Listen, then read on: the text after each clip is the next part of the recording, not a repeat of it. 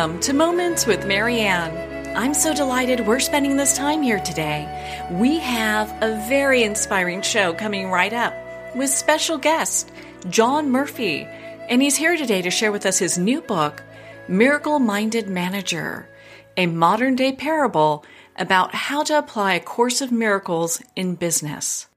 Now, John is a founder and CEO of Venture Management Consultants, Inc., which is a firm specializing in creating lean, high-performance work environments.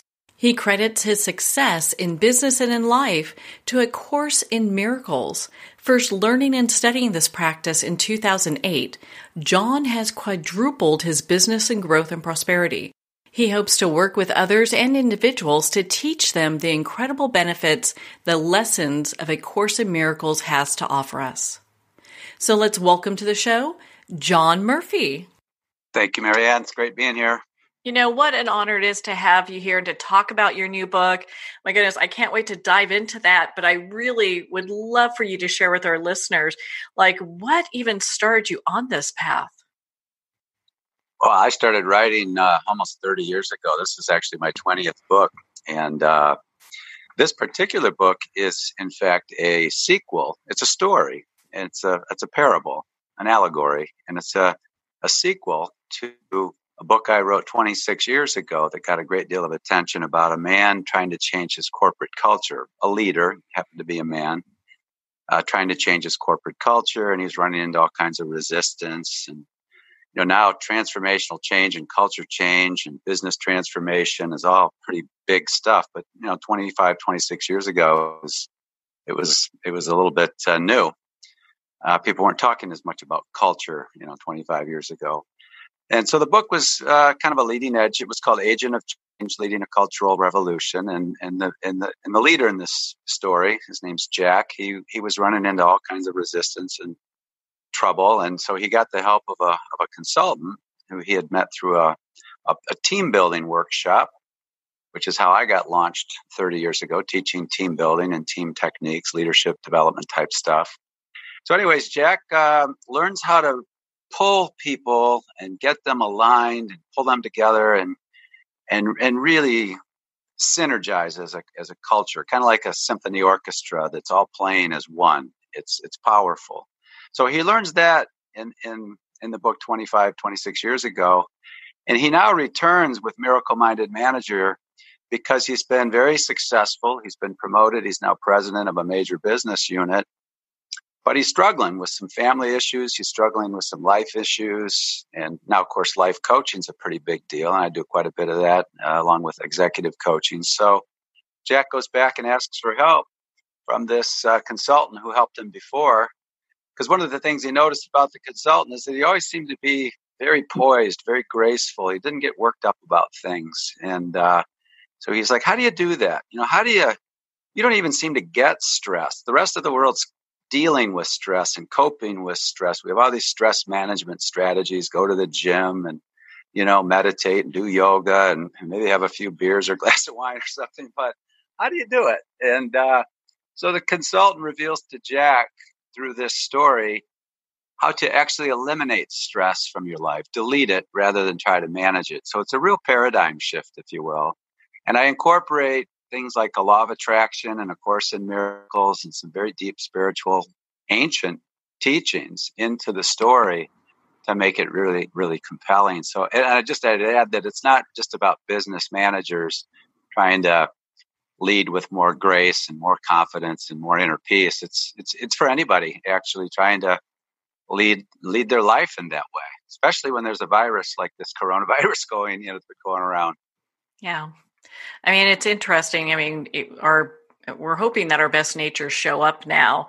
And I think your book also helps put into perspective what's important and for people to really kind of look at themselves in a deeper way.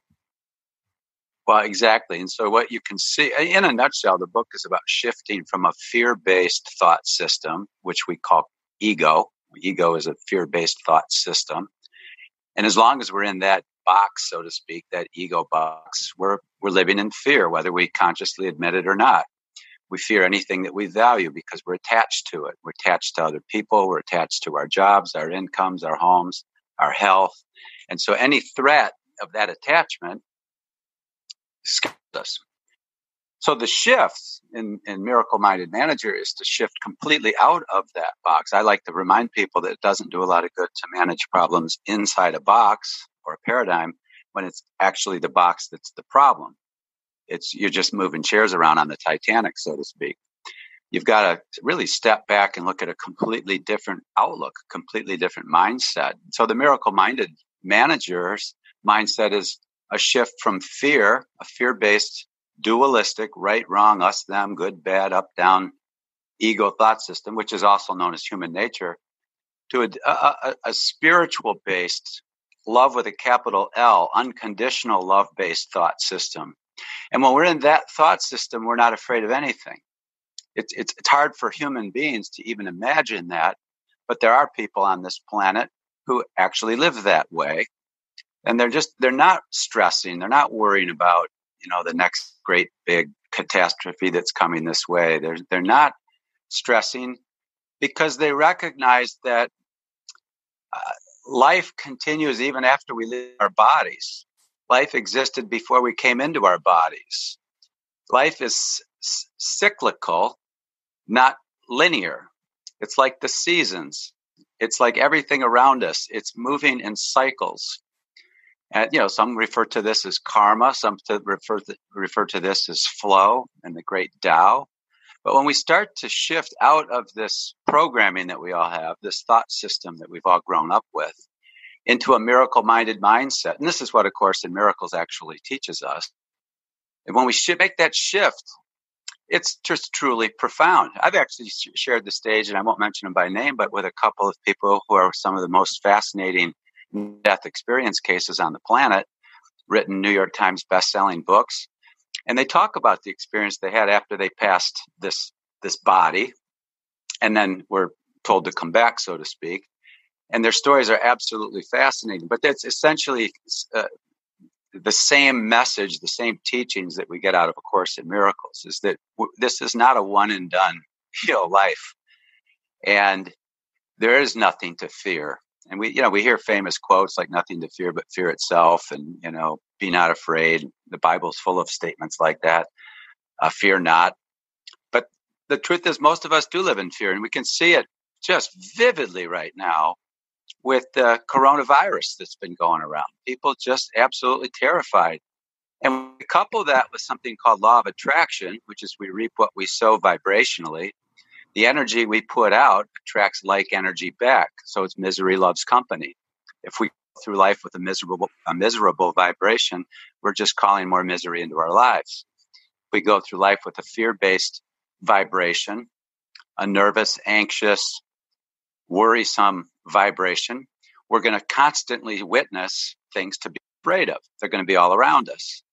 So the shift, paradigm shift from fear to capital L love, what I mean by that is that the ego defines love with a small L as something we fall in and out of. Well, I did love her, or I did love him, and it's, in other words, it's temporary. Where capital L love is eternal, it's unconditional, it's sacred, it's agape love, it's divine love, and we live in that love. It's a form of energy. It's where we all come from. We come from capital L love, and that's where we're going back to. And once we start to understand these things, life just completely unfolds in a different way. I would say a miraculous way.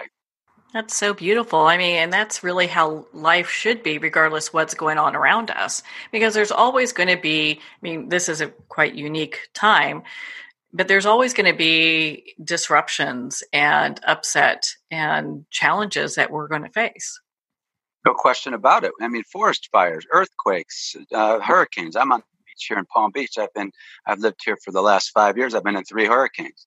And instead of running like everyone else does and evacuating and freaking out and, running the stores out of food and toilet paper and whatever people do, I stay here to help people who can't go anywhere, the elderly. And I go out on the beach and I actually talk to the hurricane. People might think I'm a little crazy, but I'm asking with energy, I'm asking the hurricane to calm down, just relax, settle down, Mm-hmm. But the fear, which is that collective energy that so many people share and emit. And again, once you start to really understand that everything we see and experience is energetic, It's vibrational. That we can actually collectively, and when we get together and pray, when we get together and meditate, when we get together and get into a love-based foundation in mindset and vibration, amazing things happen. Amazing, but the same is true the other way. When we all freak out and panic, we're literally fueling the forest fires. Yeah, without a doubt. I mean, that happens quite often where you see if we're putting our energy into that, that's kind of what we're getting back, what you're talking to. One of the things I'd like to learn from you is a little bit more about your background in your career in business. What got you started in that? I got fired. Sounds like a good course change there. Yeah. Well, I made a, you could call them mistakes, but mistakes are just lessons, really. So, I degreed in finance out of Notre Dame in 1982. Went to work in Chicago for a couple of years in finance and discovered I majored in the wrong thing. I didn't like it. It's like, man, I just don't like this. So I made a change, and I took a step back, so to speak, in pay and everything else. And I went into human resource management. I wanted to be in something more people related and organizational development type work. And I spent about 4 to 5 years there and did pretty radical stuff, made the national newspapers in 1986, actually, for some of the radical stuff I was doing culturally, dealing with labor unions and things like that. And the company I was with was then acquired by a big French company. And so I was part of a massive, downsizing, if you want to call it that, or change. And I shook my head wondering, wow, I wonder what I should do. But I had learned enough, so to speak, to be dangerous about teamwork. I also played football at Notre Dame. So I learned a lot about teamwork and leadership and poise and, alignment and strategy and working as one. So I took those lessons and the things I had learned, out of college and the business, 2 different companies, and then a big acquisition. And I started my practice. And that was 30 years ago this year. I started it with 2 other guys that didn't last 6 months. So it was a pretty brutal start.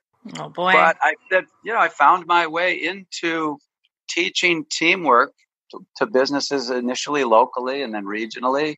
And then that led to my first book called Pulling Together: The Power of Teamwork, which got national attention. And next thing you know, I'm doing pulling together workshops with the CIA and the U.S. Navy and Fortune 100 companies. And then that book has now been published by 5 different publishers in multiple versions. And then that led me to my first allegory, the one I described earlier, Agent of Change, a story about how do you pull people together in a typical culture. And then that just kept leading me more into inspirational type stuff. Inspirational meaning in spirit, meaning spiritual and fearless. And the next thing you know, I'm on stage with Tony Robbins and the late General Norman Schwarzkopf and Dennis Waitley and Ken Blanchard and people like that. I was like, wow, how did I get here? It sounds like you're at the right place at the right time. Eventually, it's kind of, you're doing what you're supposed to be doing. Yeah, I like the word eventually because it doesn't always feel that way. And I'm sure many of your listeners can relate. It's like, well, I don't feel like I'm in the right place or the right time right now. But I can't even begin to tell you how many times I have wondered that very thing, only to discover some time later that there was a silver lining. How important is that? My goodness. And when did A Course of Miracles, when did you become, involved in that? Well, that's a wonderful question because I didn't know what it was, when I started my company. And but I was a self-help junkie. I was listening to, back in the day, it was, CDs and cassette tapes and reading actual physical books and, things like that. Just couldn't get enough of it. And it wasn't until, around about 20 years ago, the year 2000. No, it was even after that. It was in the early 2000s. I kept running across other teachers and leaders and consultants who I respected who were referencing A Course in Miracles. So one time I came back from a couple of weeks working over in Europe, and there in a big stack of mail on my desk was an invitation to take a Course in Miracles. And I thought, well, there's no coincidence. They're often referred to as synchronicities. They're just, spiritual coincidences, so to speak, messages. So I enrolled right away. It's a year-long course, one lesson per day for 365 days, and it's a completely a different programming of the mind, if you will. It's a shift away from that fear-based thought system to a love-based, fearless thought system, and it changed my life just dramatically. And from a business perspective, my revenues were quadrupled in 1 year. I wrote an award-winning book, best inspirational book of 2010 called Beyond Doubt, 4 Steps to Inner Peace. And the story behind that book's pretty interesting because I had never written a, quote, spiritual type book before. Everything I had written was business related. And I was actually working in Lyon, outside of Lyon, France for a week doing a workshop and then going up to London in that week. So the weekend in between, I had time off. And I get up, and I'm thinking, I'll just go look at cathedrals and practice my French and get a good cup of coffee or something like that. But there was an energy, a presence in my room that commanded me to start writing again, because I had stopped writing for 9 years. I was halfway through a book when my father got deathly ill and then passed. And I just never went back to that book. I just didn't feel it. So for 9 years, I hadn't written anything. I was just consulting and speaking and things like that. And now all of a sudden in this little hotel room in France, I'm being told to write, and I don't even know what to write about. And so I remember just resisting at first, saying, no, I'm not going to write. And then finally, I just opened my laptop and said, okay, you want me to write something? You tell me what to write. And I channeled the book Beyond Doubt, which was just, so it was mind-blowing for me, and it's been mind-blowing for a whole lot of other, evidently. But that Marianne, that shifted me, so to speak, from the straight leadership, teamwork, customer service type work that I was doing to something so much deeper. And then Beyond Doubt led me into Zentrepreneur and Sage Leadership, and now Miracle Minded Manager. So what I'm doing now is integrating some of these awesome spiritual teachings and lessons into very common, practical, modern day challenges. And it's a powerful niche. It most definitely is. It's something that people are really craving, because while they may go to work and be very successful, without that spiritual component, you can win all the awards and it's just like, okay, I feel completely unfulfilled. That's exactly Jack, the character in the Miracle Minded Manager. He's got all kinds of, successes, and, he's driving around in a fancy, expensive car, and he's, got piles of money, but he's not talking to his father. He's not talking to one of his brother. He's got challenges with his 2 kids. He's got, challenges with his wife. He's got some real, common things that he's not happy with his physical health. He's got high blood pressure, and his father's got heart disease. So he's got some real common challenges. And, one of the messages in the book is, why manage something that you can delete? Why manage something you can get rid of? And that's stress. Why would I try to manage? And one of the things Jack is kicking himself is he's like not getting to the gym enough. I'm paying all this money for a gym membership. I never have time to go. And so then he's carrying around a bunch of guilt and grief, and, he's beating himself up over it. That doesn't help. That actually makes it worse. And we all know too that, stress, interferes. Stress actually breaks down our immune system. That's why so many people get sick when they're stressed out. So, it literally triggers cortisol and adrenaline and some of the stress hormones that weaken the immune system. Now, all of a sudden, we're more vulnerable to, whatever cold or virus or bacteria that's floating around. We live in a pretty toxic world. So stress doesn't help. No, not at all. In fact, it's something that, you're so right. It just kind of deteriorates our mind, body, spirit. Yeah, precisely. But it's something we have control over, believe it or not. A lot of people think, well, I remember one of my daughters once told me, she's like, oh, I'm just so stressed out. She was in college at the time, and, exams and this and that. And I just listened to her for a minute, and then I finally said, well, why do you choose stress? She's like, what? I go, why do you choose to be stressed? And she says, I don't choose to be stressed. I just am. In other words, it's coming at me. out there somewhere, teachers and people who annoy us and circumstances and pressure for good grades or exams. I got to give this big speech and I'm getting all nervous, or I have this job interview and, and so I'm stressing over that, or I'm afraid I'm going to lose my job, or I'm afraid I won't get a job, or I won't find a good mate in life, or whatever. When the mind is thinking that stress is coming at us like an attack, we have nothing we can do about it. That's a completely different thought system than to recognize that stress is actually coming from us. It's all in our mind. It's not what's happening to us. It's what we think about what's happening to us. And stress is coming from a negative projection of the mind. So if I'm stressing about this speech I have to give, or this exam I have to take, or this interview I'm about to go into, if I'm stressing about it, I am projecting something negative into the future. I am assuming something's going to go wrong. I'm going to screw up. And that's what triggers the stress hormones. And then we feel it and then we think it's real. But why would we assume something negative when we have a choice? We could assume, I'm going to nail this interview. I'm going to get this job. I'm prepared. I'm ready. I'm going to nail this exam. I'm going to nail this speech. Why project something negative when we have a choice? We could project something positive. But we live in such a negative environment, when you turn on the news, it's just bad news over and over and over again. And it's a subconscious programming. 95 to 98% of our daily lives is run by the subconscious mind, which is thoughts we don't even know we have. They're subconscious. And the conscious mind is usually not present. The conscious mind is usually thinking about what's going on tomorrow or what happened last week. So while the conscious mind is not present, the subconscious mind's running the show. And the subconscious mind has no choice to be present, and it's just replaying past programs. It's program-based, experience-based. So it's in charge, and that's just why people have trouble breaking habits, is because consciously they go, I'm going to stop doing this, or I'm going to start doing this. The conscious mind is saying, this is what I'm going to do. And the subconscious mind's going, yeah, right, you tried that last year. Good luck. And in fact, Dr. Bruce Lipton's done some fabulous work on that.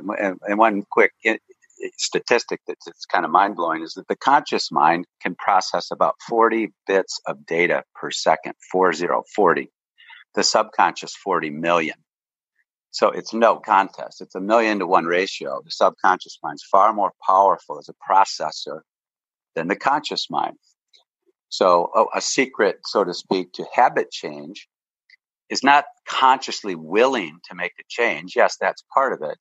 But identifying blockage, barriers, limiting beliefs, programs in the subconscious mind that are preventing us from flow, preventing us from ease and grace. All these beliefs about, it's flu season, I'm going to get sick.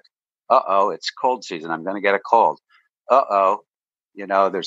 There's some new catastrophe that's happening. I better play it safe and go into defensive mode. And all of that triggers the stress, but it's all coming from the mind. It's interesting. And if we're feeding our subconscious mind with, a lot of daily news that's got a lot of negative stuff, and I'm not saying, that we shouldn't pay attention to what's happening around us globally. But if we're constantly just being bombarded with this, of course we're feeling like we're being, chased by a pack of wolves, Yeah. Well, I was just in a meeting the other day, an important meeting regarding the coronavirus that's been going around. And a doctor spoke up and he said, well, here's what I'm going to do. I'm going to assume I have it, and I'm going to lock myself in my room and basically seclude myself. And I just about fell out of my chair. This is a scientist, a doctor, saying that I'm going to assume this without any facts and data. I'm going to assume the worst. Now, I get the fact that, we want to be cautious and conscious of our neighbors and things like that. But why would you assume you're sick when you're not? Because when you look at that energetically and vibrationally, you are calling for sickness. You're asking for it. We reap what we sow, and most of what we sow is vibrational. So I was sort of floored by that. But that's the kind of thing, and this is from a well-trained, well-educated, He's retired now, but doctor. And so I also like to remind like my clients and people I'm working with, pay attention to who you pay attention to, because a lot of experts, with all due respect, they don't necessarily know what they're talking about. I was told by a world-renowned orthopedic surgeon in high school I'd never play football again after running my foot through a lawnmower. And he did 10 hours of surgery on my foot twice and put my foot back together again. But he said, son, I'm sorry to tell you this, but your football days are over. 2 years later, I was playing at Notre Dame. That's mind over matter. It sure is. I mean, and never underestimate the human spirit, So. Precisely. So, and I don't mean to sound disrespectful. Yeah, pay attention to the experts, but recognize that none of us know everything. All right? And here's the thing. We have to differentiate assumption from fact. The doctor, the orthopedic surgeon who told me I'd never play football again, that was an assumption, obviously, because it wasn't accurate. I did play. So a lot of what we base our lives on are assumptions, because we don't actually have any facts about the future. We don't actually have good data on something that hasn't happened yet. So I just like to remind people, challenge your assumption, check your assumptions. That's so true, because a lot of those can end up being limiting beliefs as opposed to actual facts. And a lot of times we need to kind of explore those for ourselves. Yeah, that's exactly right. So keep an open mind means challenge your assumptions. Pay attention to what you pay attention to. Pay attention to who you pay attention to. Mind your own mind. And be vigilant about it. Well, it's important what we're feeding our mind, because it will be a direct correlation to what it is that we're experiencing and what we have as far as a life experience as well. What things do you want readers to take away from your book?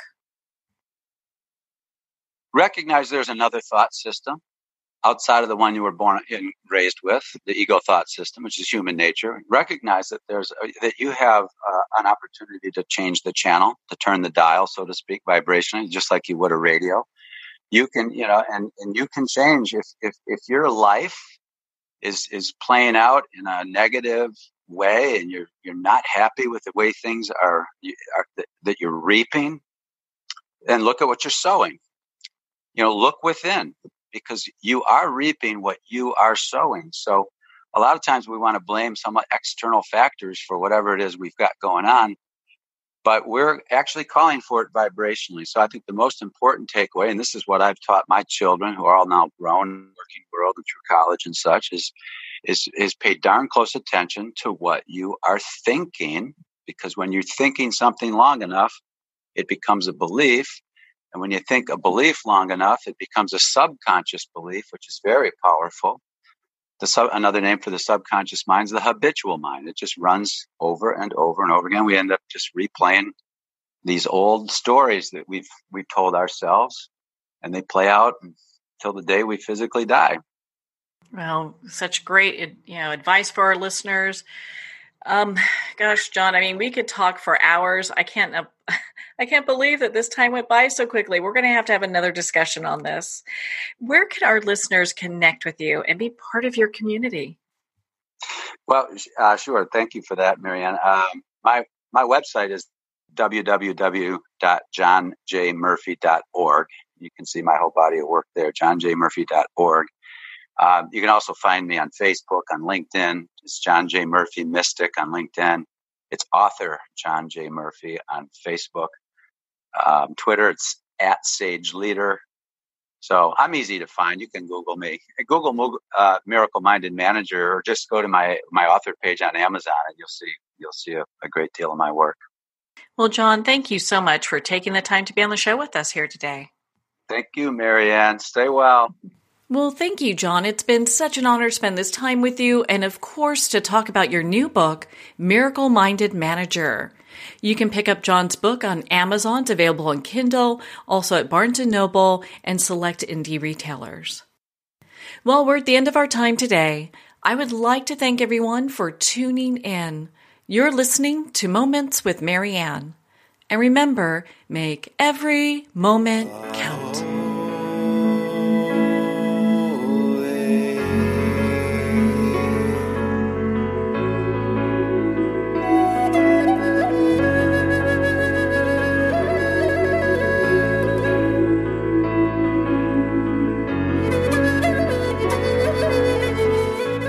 single moment, your life can change. Moments with Marianne is a transformative hour that covers an endless array of topics with the best of the best. Her guests are leaders in their fields, ranging from inspirational authors, top industry leaders, business and spiritual entrepreneurs. Each guest is gifted and a true visionary, a recognized leader in her own work, and while teaching others to develop, refocus, and grow, Marianne will bring the best guest and sometimes a special surprise. Don't miss this. You never know just what moment will change your life forever. Moments with Marianne airs every Friday and Saturday at 5 p.m. Pacific and 8 p.m. Eastern Time. Make sure to tune in and visit momentswithmarianne.com for more information.